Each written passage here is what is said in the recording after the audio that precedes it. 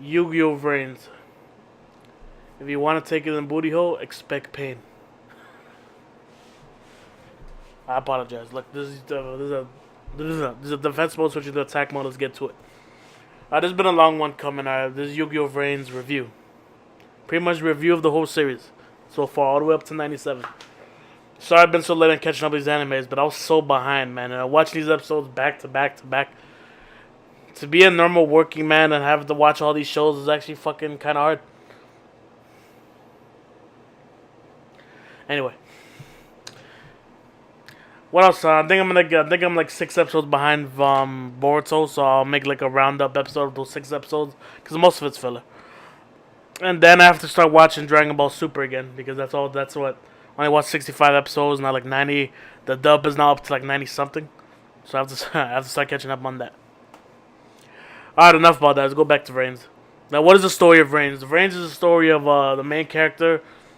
The story is actually pretty complicated.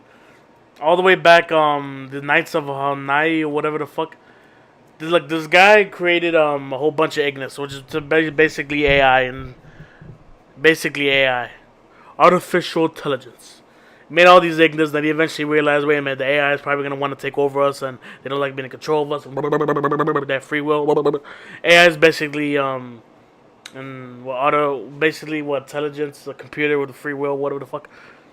So he got scared, and all of a sudden he decided he wanted to destroy them, and then he created the Knights of Hunai, whatever, along with a son, who was Revolver. And they created a Lost Incident, which where we have a whole bunch of kids and tested them, like their strength and durability for like dueling. Like that's how they created the Ignis in the first place, and all those Ignis are based off those kids. Basically, kidnapped a whole bunch of kids and forced them to duel, and if they didn't duel and they didn't win, they wouldn't fucking eat and all this shit. Just like basically torture of kids. Like obviously these people need to get put into prison for life. They're torturing the kids. Bunch of happy-go-lucky kids that grabbed a whole bunch of them, put them in prison pretty much, and force them to duel and force them to win and get better if not they didn't eat. It's terrible. And supposedly Revolver is one of the ones responsible for getting the main character, Playmaker, Yusaku. I think it's Yasaku. You know I'm not good with these Japanese names, despite how much of an anime fan I am. Let's call him Playmaker.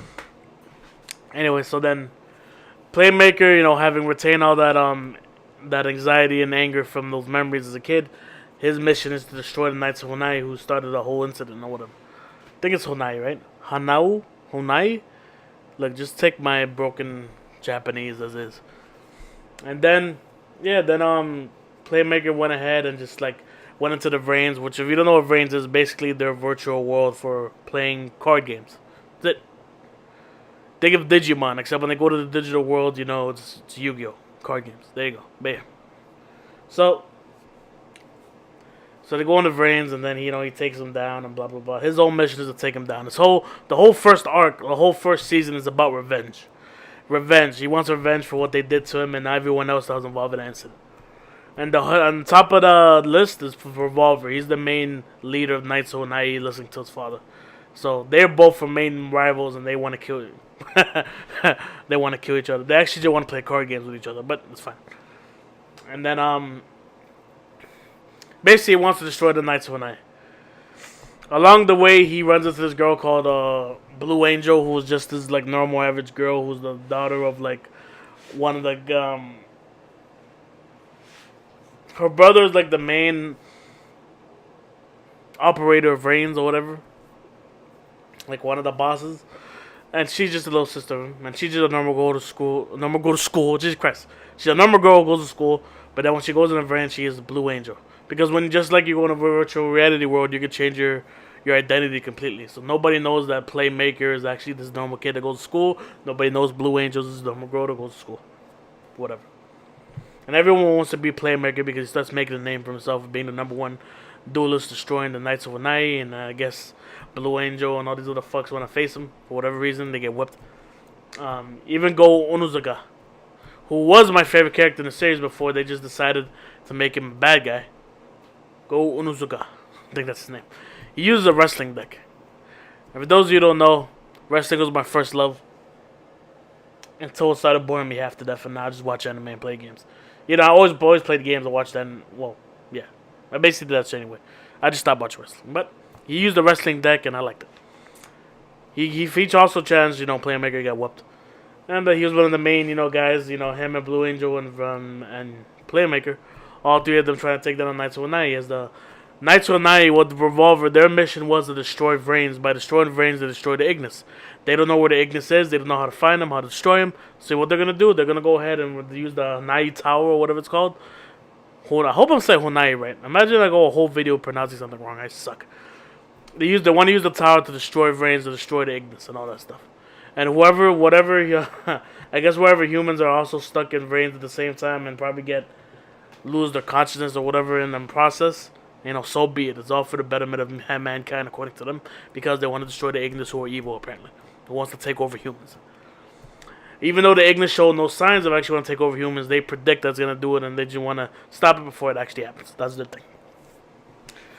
Playmaker, who just hates the Knights of Nine for what they did, just wants to stop them. He befriends, the Dark Ignis, which becomes AI, because that just becomes his name.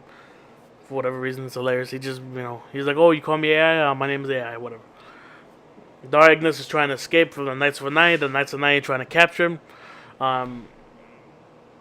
At first, in the beginning of the first season, they make it like the Dark Ignis is the only Ignis out there. And that he's the only one Ignis they need to try to capture. They try to capture him, and then he gets captured into, I think they made a program where Playmaker just makes the Ignis get captured into his dual disc. Then, of course, the Knights of Nine like, hey, give us the Ignis. They don't try to challenge him, and they get whooped because he has the magical main character powers. Main character powers what makes him invincible. It just whoops everybody. So then, so after that, after they realize, okay, we can't get the Ignis because it's attached to Playmaker, and Playmaker whoops us all, let's go ahead and destroy Vrains in total. And then, of course, Playmaker goes after them. Blue Angel and Goonizaga follow along. They destroy a couple of the main guys. They even kill the Revolver's dad. I don't know if they killed him or he killed himself. I forget why. I think they went into a duel and he lost. How does that kill someone? I forgot the. That's such a long time ago I watched the first season. I just know that his dad ends up dying. I don't know if he was sick or whatever it was. Or you charge him to a duel, which you will destroy your blah blah blah, whatever. So whatever. Then Revolver now feels like, now that my dad's dead, I have to follow this plan through. They go and fight, and Blue Angel eventually loses her she gets captured. She loses her consciousness or whatever. And so did Goonizaga. He tried defeating Revolver and lost. But then by playing Revolver, Playmaker got to see Revolver's deck, how it's used, and how to fight against it. The last fight is Revolver versus Playmaker, which is a big match, and then Playmaker whoops him. Barely. But he whoops him. And he gets rid of him. And you think that's the end of it? No, it's not. The story continues after that. And then we go into them realizing there's a whole bunch of other Ignis and all this stuff. And then, of course, the Knights of whatever the fuck. Even though Revolver lost, he's still not dead. He still wants to hunt them down. So the Dark Ignis is like, hey, we need to go save my friends. And blah, blah, blah, blah. Then this whole story goes into that the Light Ignis, which I find it funny. They make the Dark Ignis the good guy, the Light Ignis the bad guy. The Light Ignis turns out he's the bad guy who destroyed his whole town. Because as soon as the first season is over, the next season happens is that Dark Ignis' place where they were before they got attacked by the Knights of Nine and had to run away. The whole Cyprus world, the whole world, and just with them, got destroyed. Turns out it was the Light Ignis, who also made the Wind Ignis evil by changing his program. And he decided, hey, since the humans want to go and destroy us, we're going to destroy them first, which is kind of logical. And, he's like, humans and Ignis, AIs, cannot coexist together. Of course, the whole Playmaker's whole thing is, hey, I'm coexisting with my Dark Ignis right here. Let's coexist. And Light Ignis is, nah, it can't be done. And Revolver's like, nah, it can't be done. And then Revolver wants to destroy the Revolver. And the Knights of Onai want to destroy the Ignis. The AIs. The AIs want to retaliate and destroy the fucking Knights of Onai. It's a pain in the ass. Also, in the second season, Goonizaga, for whatever reason, because I guess he lost to the Playmaker and lost to the main boss or whatever. Goonizaga's problem is, like, he has this My brain is fucking malfunctioning. He has his orphanage that these kids look up to him, and he wants to be the number one duelist for them, which is noble cause, a noble cause. But he's at best a number two or number three duelist. He's not. Well, actually, he's not. He's not better than Revolver. So like number three duelist. I don't know if he's better than Blue Angel. I think everyone's better than Blue Angel. She's like the girl of the group, so she gets whooped first. Then everyone else starts getting whooped. And he couldn't take the fact that he can't be the hero. Playmaker is the hero, and he isn't. He's one of the heroes, but he's not the main hero. Playmakers. So his jealousy and all that stuff makes him abandon, I guess, the kids and abandon his position as a duelist, yeah. And then he goes and works for the corporation to go and try to stop Playmaker and all this stuff.